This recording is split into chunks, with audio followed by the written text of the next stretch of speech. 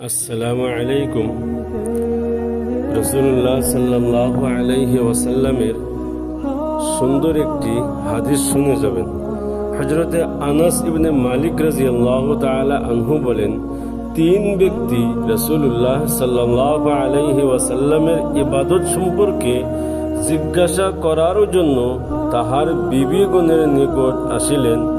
যখন তাহাদেরকে রাসূলুল্লাহ সাল্লাল্লাহু আলাইহি ওয়াসাল্লামের ইবাদতের অবস্থা জানানো হইল, তখন তাহারা রাসূলুল্লাহ সাল্লাল্লাহু আলাইহি ওয়াসাল্লামের ইবাদতকে কম মনে করিলেন এবং বলিলেন, রাসূলুল্লাহ সাল্লাল্লাহু আলাইহি ওয়াসাল্লামের সহিত আমাদের তুলনা হইতে পারে?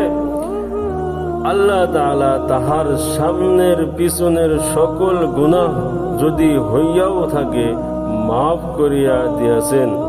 তাহাদের মধ্যে হইতে একজন বলিলেন, আমি সর্বদা সারা রাত্রি নামাজ পড়িব। দ্বিতীয়জন বলিলেন, আমি সর্বদা রোজা রাখিব এবং কখনো বাদ দিব না।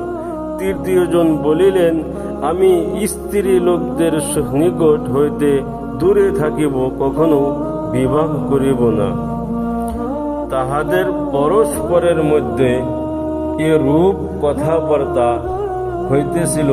এমন সময় রাসূলুল্লাহ সাল্লাল্লাহু আলাইহি ওয়াসাল্লাম তশরীফ আনিলেন এবং বলিলেন, তোমরা কি এই সমস্ত কথা বলিয়াছ? মনোযোগ সহকারে শোনো।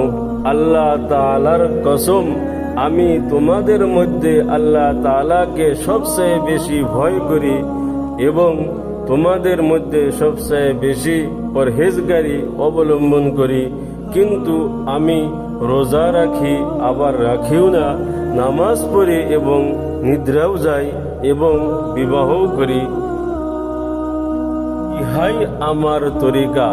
সুতরাং যে আমার তরিকা হইতে মুখ ফিরাইয়াছে সে আমার দলভুক্ত নয়। বুখারী শরীফের হাদিস।